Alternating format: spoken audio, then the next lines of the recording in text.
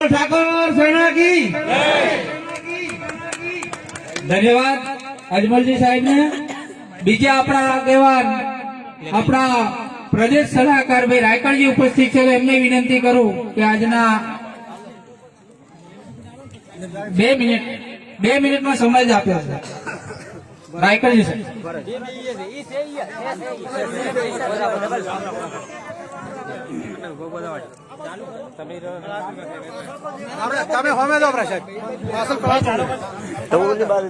આજે ઘણા સમયથી જેની રાહ જોતા હતા, એક વાર તો પ્રોગ્રામ કેન્સલ પણ થઈ ગયો હતો, તમે બધા થોડા નારાજ પણ થઈ ગયા।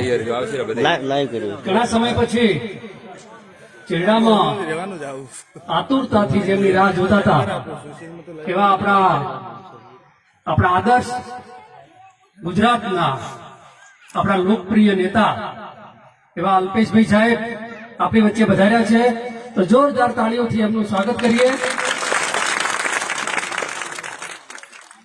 આપણી વચ્ચે ભારતીય જનતા પાર્ટીના ડીસાના પ્રમુખ લેબજીભાઈ, કારોબારી અધ્યક્ષ અને અમારા સાથી મિત્ર અજમલજી, સેનામાંથી ડીડી સાહેબ, ચકાજી, મુકેશભાઈ, ભાઈ શ્રી દેવાભાઈ તથા આપણા ઓબીસી માંથી નરસિંહભાઈ, તેમજ સૌ આગેવાનો, યુવાન મિત્રો, બહેનો, આજે આપણે આંગણે એક એવી હસ્તી આવી છે જે આપણને માર્ગદર્શન આમ તો કેટલાક સમયથી 4-5 વર્ષથી આ સમાજને આપણે સાહેબની વાતને ઉપાડીને આજે સમાજને આગળ લઈ જઈ રહ્યા છીએ અને એની અંદર સમાજને ઘણો બધો ફાયદો પણ થયો છે।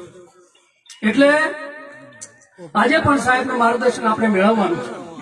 આ પ્રસંગે ડીસાની અંદર આપ સૌ પણ અહીંયા ચેડા મુકામે પધાર્યા છો, એ બદલ હું આપ સૌનું હાર્દિક સ્વાગત કરું છું।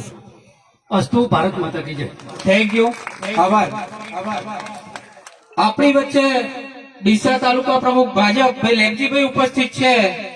બધાને 2 મિનિટ આપી હતી, સાહેબને 5 મિનિટ આપીએ તો 5 મિનિટમાં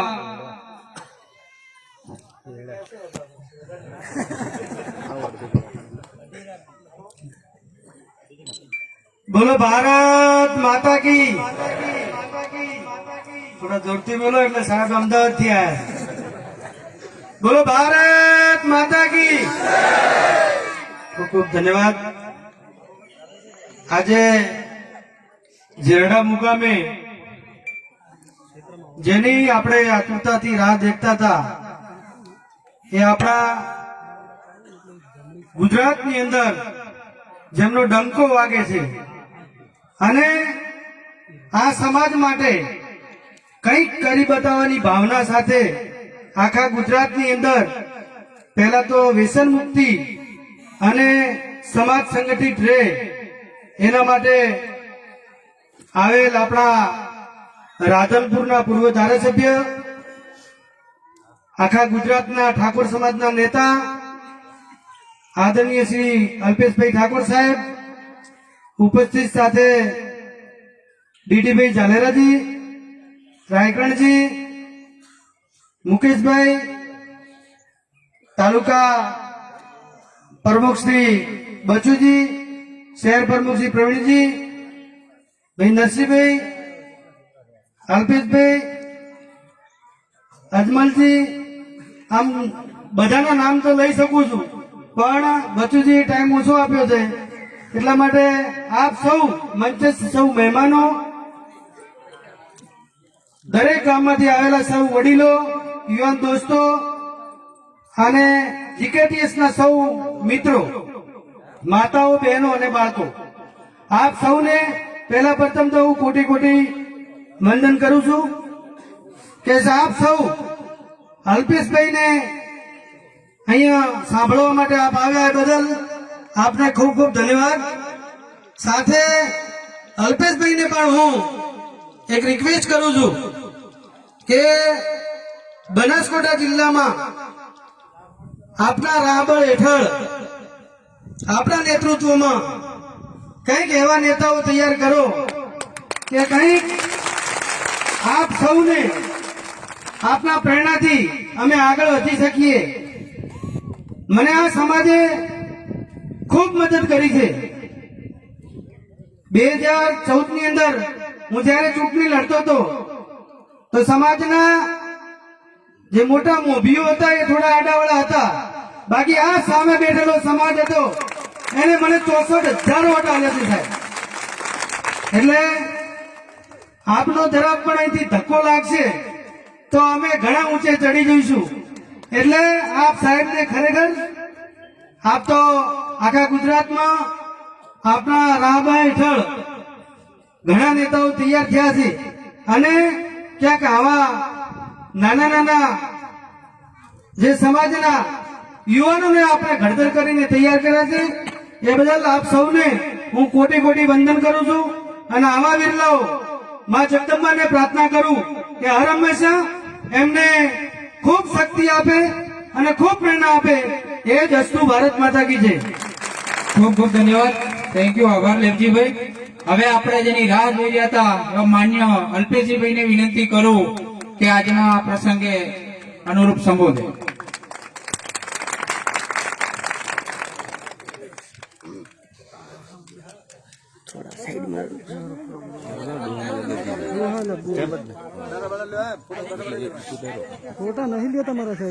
ડીસા તાલુકા જેડા ગામમાં તાલુકાની કારોબારી મીટિંગની અંદર ઉપસ્થિત મંચસ્થ તમામ આગેવાનો, યુવાન દોસ્તો, માતાઓની બહેનો, ગુજરાત ક્ષત્રિય ઠાકોર સેનાની તમામ ગ્રામ સમિતિના હોદ્દેદારો,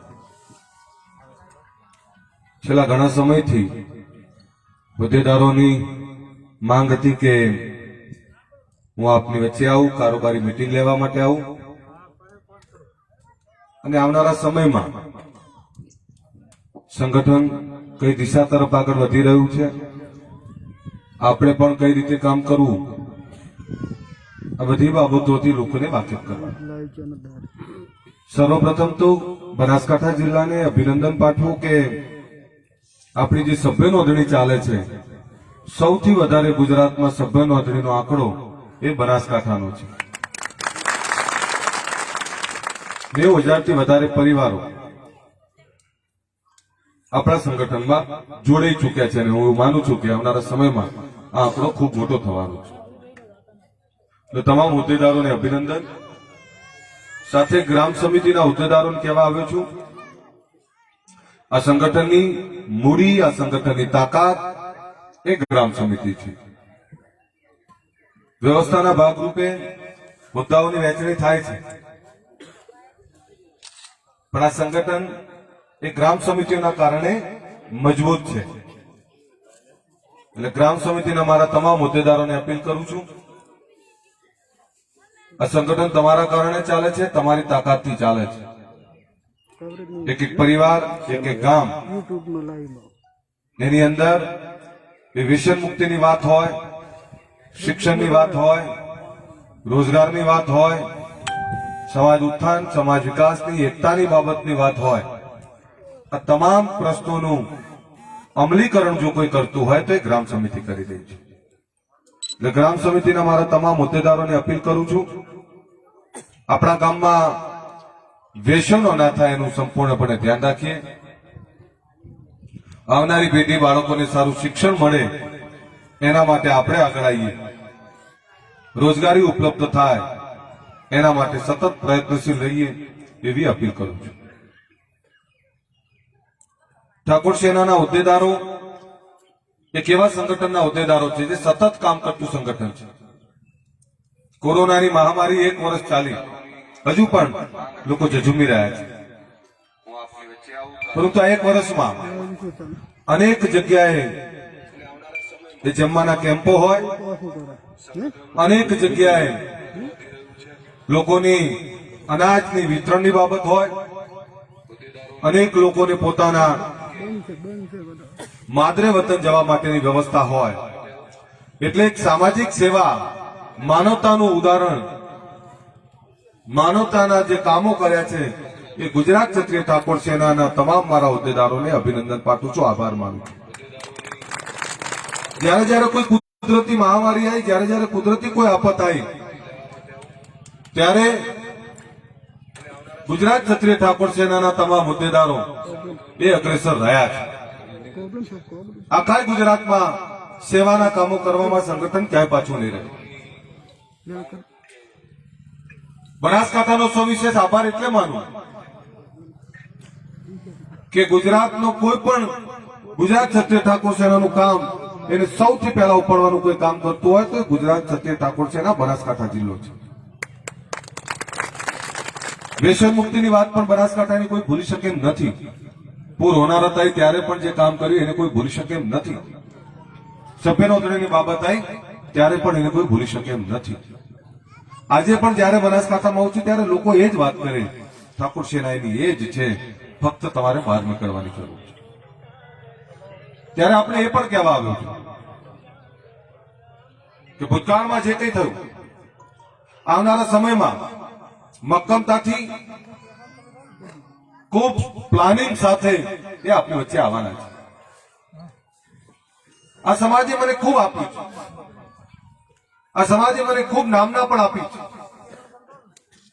આખો દેશ જયારે ઓળખતો હોય, આખા દેશમાં ગમે ત્યાં જાઓ, તમે પણ ગયા હોય ને તમે જો ગુજરાતની વાત કરો, અલ્પેશ ઠાકોર કહો તો ઓળખે નાનામાં નાનો વ્યક્તિ ને મોટામાં મોટો વ્યક્તિ ઓળખાય. આ ઓળખાણ આપવાનું કામ એ તમે કર્યું છે. ત્યારે મારી જવાબદારી થાય છે કે આ સમાજ માટે, મારા લોકો માટે કામ કરવું. જ્યાં સુધી સફળતા ન મળે, જ્યાં સુધી એના સર્વાંગી વિકાસના કામો ના કરી શકું, ત્યાં સુધી જપીને બેસવું નહીં. હું આજે પણ તમને કહેવા આવ્યો છું કે ભરોસો રાખજો, તૈયાર રહેજો.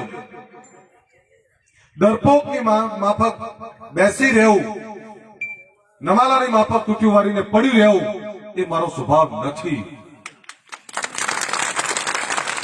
મારો સ્વભાવ છે સમય આવે ત્યારે સિંહ ગર્જના પણ કરવી.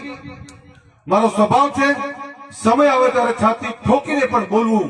અને યાદ રાખજો, જ્યારે જ્યારે આપણા લોકો માટે જરૂર પડી ત્યારે ગર્જના કરતા પણ આવડે છે અને છાતી ઠોકતા પણ આવડે છે મને. પણ સમયની રાહ જોઉં છું, ઉતાવળ ના કરતા. આજ બનાસકાંઠામાં હું પદયાત્રાના માધ્યમથી નીકળવાનું છું. એક એક ગામમાં ચાલતો આવવાનું છું. એક એક ગામની અંદર એ જ વ્યસન મુક્તિની વાત, એ જ શિક્ષણની વાત, એ જ એકતાની વાત, એ જ આપણા પ્રશ્નોના નિરાકરણની વાત લઈને આપણી વચ્ચે આવવાનું છે. ત્યારે કારોબારી બની છે ત્યારે એ બધાને અપીલ કરું છું, એક એક ગામમાં સમિતિઓ તૈયાર રાખો, એ શહેરમાં પણ સમિતિ તૈયાર રાખો. આવનારા સમયમાં પદયાત્રા લઈને આવે ત્યારે પ્લાનિંગ સાથે આવવાના છે. બીજો આપને અપીલ એ કરવા માટે આવ્યો છું કે ક્યારેક નાની મોટી તકલીફ પડે તો ડઘાઈ ના જતા. ઘણા બધા એવું કહે કે તમે અમને માર્ગદર્શન આપવા આવો છો. ના, હું માર્ગદર્શન આપવા માટે નથી આવતો, મારી જાતને હિંમત આપવા માટે અહીં આવું છું. તમારામાંથી મને હિંમત મળે છે, તમારામાંથી મને તાકાત મળે છે, તમારામાંથી મને આ સમાજ માટે કામ કરવાની પ્રેરણા મળે છે, એટલે આવું છું.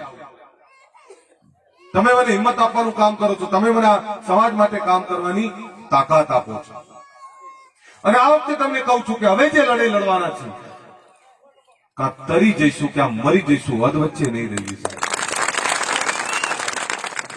ઘણી બધી તકલીફો, ઘણી બધી બાબતો મેં હમણાં ત્યાં દાંતીવાડા સભામાં પણ કહીને આવ્યો.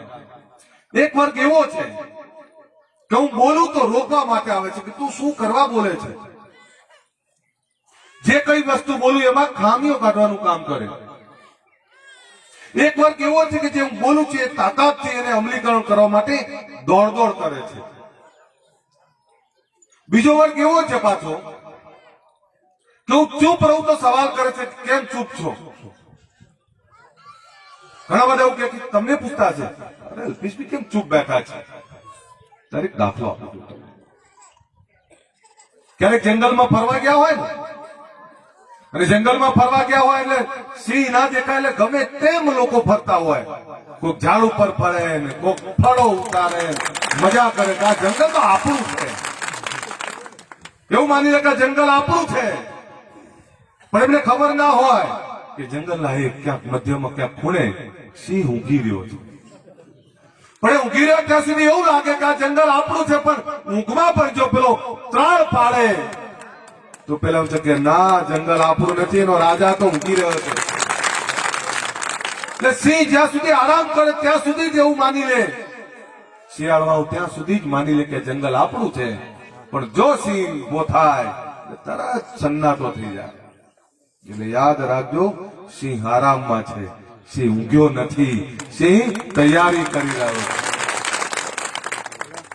એટલે જેના જેના મનમાં શંકા કુશંકા હોય, સવાલો હોય, એને જવાબો બધા જ મળશે.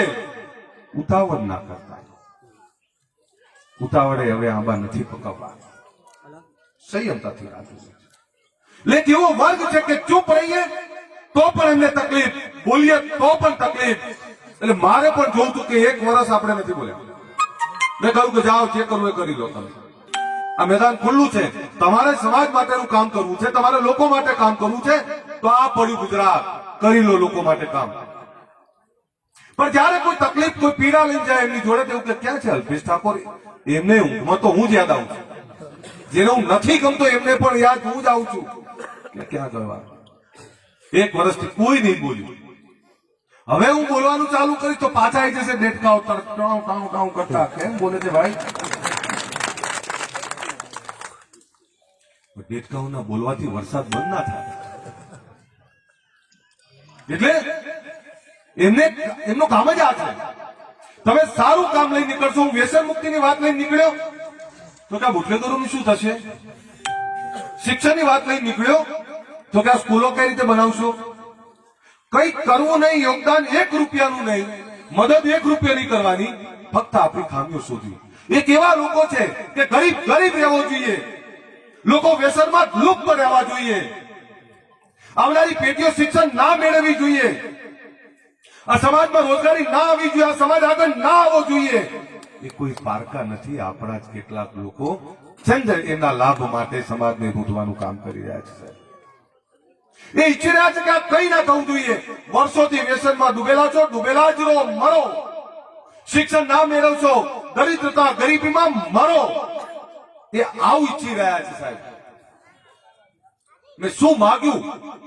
મારા લોકો જોડે માગ્યું કે મને તમારા વ્યસનો આપી દો, ભલે હું મરતો, પણ તમે જીવી જાઓ, તમારા બાળકો માટે જીવી જાઓ સાહેબ. મેં માગ્યું કે તમારે ઘરપણમાં પણ કતલા ના કરવા પડે. તમારું ઘરપણ સુધારવું હોય તો તમારા દીકરા દીકરીને ભણાવો હોય, ભણેલો દીકરો ને દીકરી સારી નોકરી કરતો છે, સારી ખેતી કરતો છે, સારા ધંધા રોજગાર કરતો છે, ઘરપણમાં સારી જાત્રાઓ કરવા છે, સુખ આપશે. મેં તો હાર્યું માગ્યું સાહેબ. શું માગ્યું મેં? સમાજની એકતા માગી મેં. 1 રહો, હાથમાં ગઢવાના, હાથમાં ગઢે પણ 1 રહો. 1 રહેશો તો તમામ સુખ આવશે તમારી જોડે. ખબર નહીં અમને શું ગમે છે, શું જોઈએ છે, ખબર નહીં. એ ઈચ્છે છે કે હું ચૂપચાપ બેસી જાઉં, તો 1 વર્ષ બેસી ગયો, કોઈ દેખાણા તમને.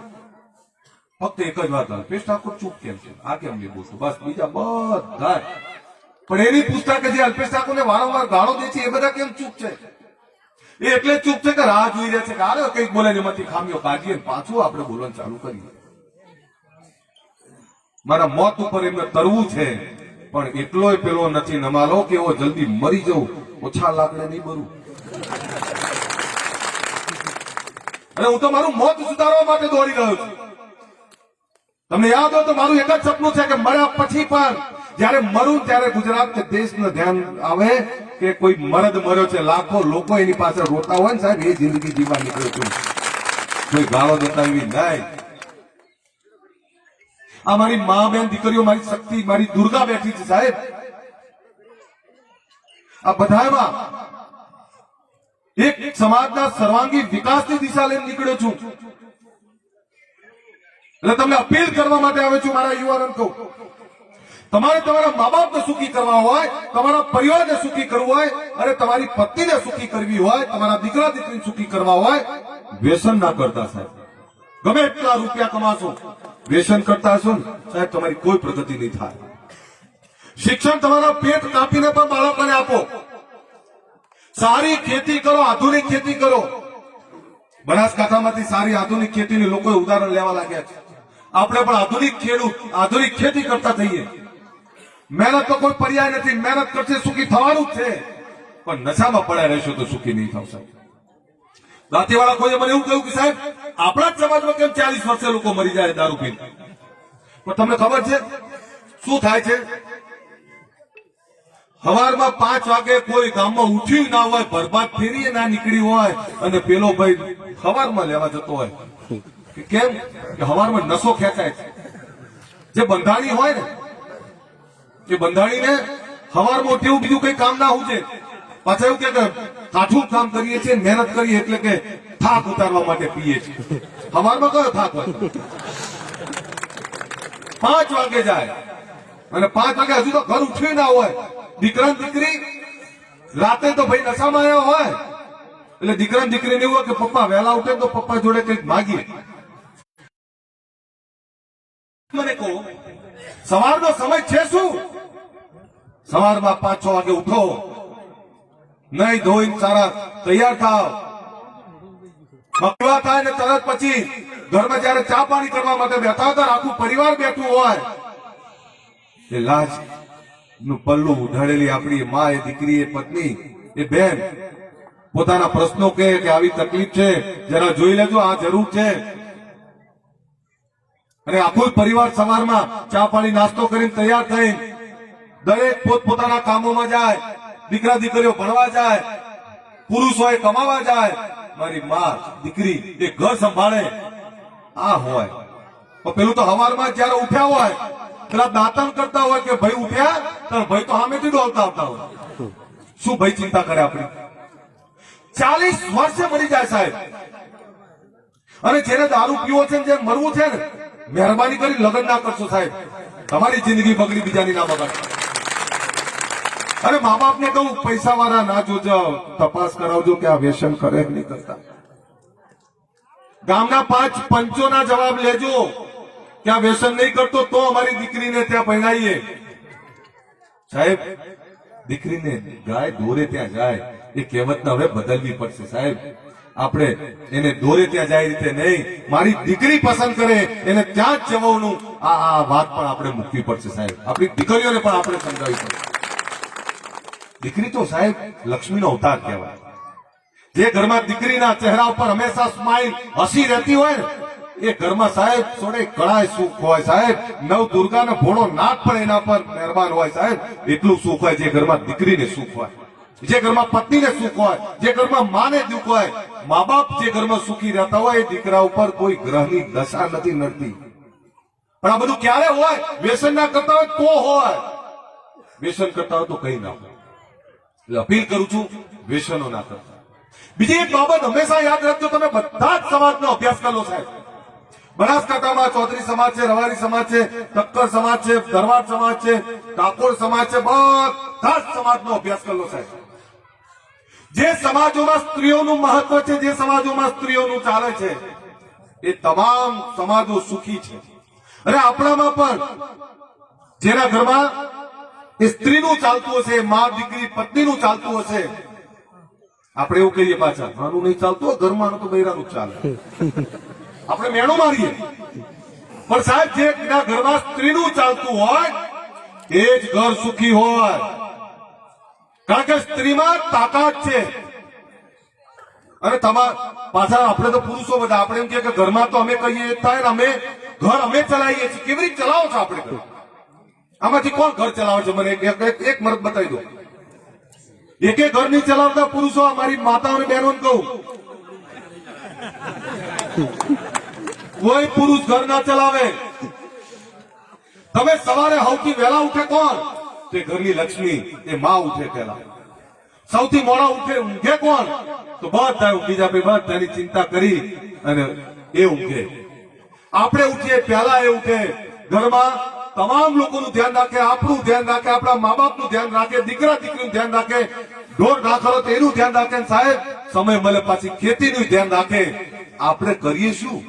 ફક્ત કમાવાનું કામ કરીએ છીએ, પણ એનું મેનેજમેન્ટ, એ ઘર ચલાવવાનું કોઈ કામ કરતું હોય તો મારી નવદુર્ગાના બહેનો કામ કરે છે સાહેબ. આપણે ફક્ત એ ઘરના મોભી બની બેસીએ છીએ. ઘર ચલાવવાનું કામ આપણે નહીં કરતા, આપણે કમાવાનું કામ કરીએ છીએ. એટલે જે સમાજોમાં સ્ત્રીઓનું ચાલતું હોય એ તમામ સમાજો સુખી છે. આપણે પણ આપણી સ્ત્રીઓનું મહત્વ સમજવું પડશે. આપણે પણ મા બેન દીકરીઓને આપણે સન્માન આપવું પડશે. જે સમાજોમાં સ્ત્રીઓ સર્વોપરી છે એ જ સમાજો આગળ આવ્યા છે. આપણે સરપંચની ચૂંટણી હોય, તાલુકા પંચાયતની હોય, જિલ્લા પંચાયતની હોય, ત્યારે કેવા સ્ત્રી અનામત આવેલો હોધવા નીકળીએ છીએ. તો પહેલાથી તૈયાર કર્યા હોય તો આપણે પછી ચિંતા કરી, પણ આપણે તો સરપંચ બનાવવા પૂરતું ચિંતા કરીએ. વહીવટ તો કે મારે જ કરવાનો. બહેનોને કહું, સરપંચ બનું તો વહીવટ કોણ કરવા જ ના કરતા. આપણે મહિલાઓનું એક મંડળ બનાવી દેવાનું. મહિલાઓનું મંડળ બનાવી દેવાનું. ભાઈ સરપંચ હું છું, એ નહીં, એમનું ના ચાલે. મારે સ્ત્રીઓમાં એક ગટ્સ છે. સ્ત્રીઓ છે ને એ મેનેજમેન્ટમાં પાવરફુલ હોય. તમારે ગમેલા રૂપિયા ખૂટે ને એટલે કે હારું હવે ખૂટ્યા, એટલે તરત એવું કે કેટલા જોઈએ, એટલે એમ કે કઈ જોડ છે, બોલો ને કેટલા જોઈએ, એટલે તરત હંતાડેલા સાડીમાંથી ગાર્ડન, ગોદડામાંથી ગાર્ડન, ગમે ત્યાં ગાર્ડન. થોડામાંથી થોડી બચત કરવી એમનું કામ છે. એ બચત કરી શકે, મેનેજમેન્ટ કરી શકે. અને સ્ત્રીમાં દયા હોય. સ્ત્રી છે ને એમાં કરુણા બહુ હોય, એટલે એ બધાની ચિંતા કરે. જો ગામમાં મહિલા સરપંચ જે હોય એમને કહું છું, તમે જ વહીવટ કરજો સાહેબ, ગામનો વહીવટ જબરદસ્ત હશે. બીજી વાર જીતવામાં કોઈ તકલીફ નહીં પડે. બીજું, અહીં બેઠેલામાં ઘરમાં કોનું ચાલે છે? હાથ ઊંચો કરો. ભાઈ આમાં ઘરમાં કોનું ચાલે છે? મારા ઘરમાં મારું નહીં ચાલતું. એટલે અહીંયા કોઈનું ચાલતું હોય બોલો, એક મળત નહીં કે એમ કે હા મારું ચાલે. અને ઘરમાં તો પગ પછાડતા હોય. બહેનો તમારે સમજવાની જરૂર છે. આ એકે નહીં બોલી એકે, તરત બહેનો આમ જોવા લાગી કયો હાથ ઊંચો કરે. ચાલે છે કોઈનું? ચાલતું હોય હાથ ઊંચો કરો. ભગત તમારું ચાલે?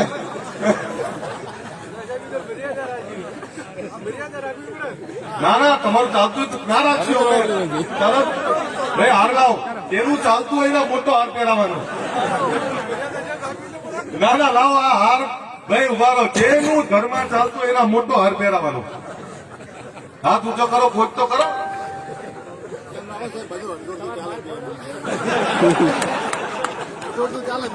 એક જોક્સ કહી દઉં, હું વારંવાર કહેતો હોઉં છું. બાદશાહ અકબરે બિરબલને પૂછ્યું કે બિરબલ, આ કંટાળી ગયો યાર, મારું ચાલતું નહીં. હું આટલો મોટો બાદશાહ, મારા ઘરમાં મારું નહીં ચાલતું. એટલે બિરબલે ધીમે કીધું, બાદશાહ તાર મારું મારા ઘરમાં નહીં ચાલતું. તો ક્યારો આ નગરમાં કોનું ચાલતું હશે?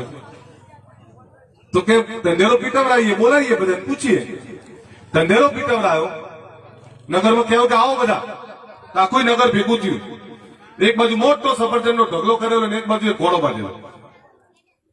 એટલે બાદશાહે વાત મૂકીને અકબરે કીધું, ભાઈ જેનું ઘરમાં ચાલતું હોય એ ઘોડો લઈ જાય, જેનું ના ચાલતું એ સફરજન લઈ જાય. લાઈન સર બધા સફરજન લઈને હેરવા મળ્યા. કોઈ બોલ્યા વગર. આપણે કે ઘરે સફરજન લઈ, સફરજન તો કહીશું. મારા જેવો હતો ને, તો મારા જેવો નહીં. હમણાં ભાઈ બહુ હાથ ઊંચા કર્યા હતા રાયકણજી કે મારા ઘરમાં મારું ચાલે. હવે હમણાં હાથ ઊંચો ના કર્યો અમને. એટલે તરત મારા જેવો ગયો કે લાવો ઘોડો. એટલે બાદશાહ પૂછ્યું કે તું શું કરે ઘોડો લેવાય? કે મારા ઘરમાં મારું જ ચાલે. ક્યારું ભાઈ લઈ જા. કઈ પૂછ્યું નહીં. ઘોડો લઈને તબડક કરતો ઘરે ગયો. ઘરે ગયેલો માડી વાત કરી કે આ રીતે ઘોડો મળ્યો મને. કે વાત તો સારી છે, પણ આ કાળો ઘોડો કેમ લાવે? સફેદ લાવ્યો હોત તો ક્યાં બદલાવા પાછું?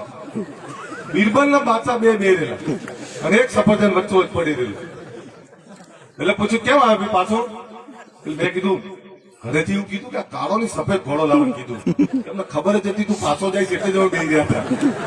લાંબો ટાઈમ ટકી નહીં કે આ સફરજન તારું જ છે, ઘોડો લઈ આવવાનો સફરજન લઈને હેડવા મળે. આપણે બધા સફરજન છીએ. અને એમાં ગર્વ લેવાની બાબત છે. એક દિવસ તમારા ઘરમાં બોલાચાલી થાય એ દાડે ખાવાની કેવી તકલીફ પડે. ખાવે ખાવા માગી ના શકીએ આપણે અને ખાધા વગર રહી ના શકીએ એટલે પછી તરત નીચા તરત ઢીલું પડવું જ પડે. ક્યાં જાવ એટલે સ્ત્રીઓનું મહત્વ સમજીએ. બીજું આપણે દીકરા દીકરી ભણાવીએ. દીકરા દીકરીને ભણાવશું શું થશે? આપણામાં એ છે કે ઘડપણમાં પણ ખેતરના કટલા ખૂબ કામો કરવા પડે, પણ ભણેલો દીકરો ને દીકરી ક્યાંક સરકારી નોકરી કરતા હશે, ક્યાંક ધંધો રોજગાર સારો કરતા હશે તો ઘડપણમાં કમાઈને આપશે. એટલે તમારું ઘડપણ સુધારશે, સારી જાત્રાઓ કરાશે, સારું સુખ આપશે.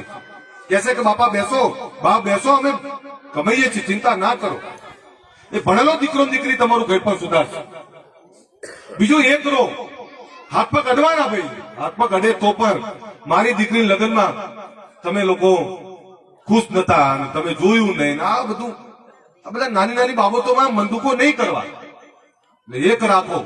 બીજા સમાજની એકતાની જરૂર છે. આ એક થયો છે, આથી વધારે એક થવાની જરૂર છે.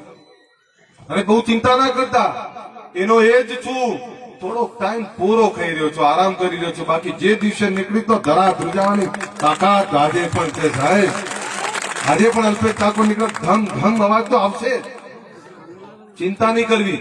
હમણાં 2-3 કાર્યક્રમોમાં ગયો તો એક નેતા મને કે યાર ઠાકોરસિંહ તો એની એ જ છે, સમાજમાં તો એનો એ જ કરંટ છે. મેં કીધું કરંટ એનો એ જ છે, ખાલી નીકળવાની વાત છે. એટલે બિલકુલ ચિંતા ના કરતા. તમે ખૂબ આપ્યું છે અને આ સમાજ માટે જે કંઈ કરવું પડે, સમાજના સર્વાંગી વિકાસની જે દિશાઓ નક્કી કરી છે, ચાહે શિક્ષણની વાત હોય, ચાહે રોજગારની વાત હોય, કે સર્વાંગી વિકાસની વાત હોય, જ્યાં સુધી આ નહીં મળે ત્યાં સુધી જપીને બેસવાનો નથી. મેં પહેલા કહ્યું અત્યારે કહું, કા તરી જઈશું કા મરી જઈશું, વચ્ચે નહીં રહીએ. એ ખાતરીપૂર્વક કહેવાયું છે તમને સાહેબ. આપને અપીલ કરું છું, આ સમાજની એકતામાં, સમાજના સંગઠનમાં આ જ રીતે કામ કરતા રહો. આપના દર્શન કરવા માટે આવે છું ત્યારે આ આશીર્વાદ હંમેશા મને આપના તરફથી મળતા રહે, હંમેશા આ જ રીતે સાથ ને સહકાર મળતો રહે એ વિનંતી સાથે વિનમું છું. અસ્તુ. એકવાર જોરદાર જય બોલાવજો. ભારત માતા કી. બેનો તો ભૂલે અહીં ઉભો હોઉં એટલે અવાજ આ બાજુથી આવ્યો કે આ બાજુથી આવ્યો, કામથી મને ખબર પડે, પાછળથી નહીં આવ્યો પાછો. આ બધા સ્ટાઇલિશ માણસો અહીં બેસે, એમને કઈ લાગુ ના પડે પાછું. એટલે એકવાર જય જોરદાર ફરતી બોલાવું છું. ભારત માતા કી. સદારામ બાપાની જય જોરથી બોલાવું છું. તમે બધાનો 2 હાથ ઊંચા રાખીને અવાજ આવવો જોઈએ સ્ટેજ ઉપરથી પણ. સદારામ બાપાની બોલો. પુરુષો તમારા કરતા આગળ આવી ગયા, બહેનોનો અવાજ આવવો જોઈએ, ખખડી એમનો અવાજ દબાવવો જોઈએ. બોલો સદારામ બાપાની. હજી જોરથી સદારામ બાપાની. ખૂબ ખૂબ આભાર.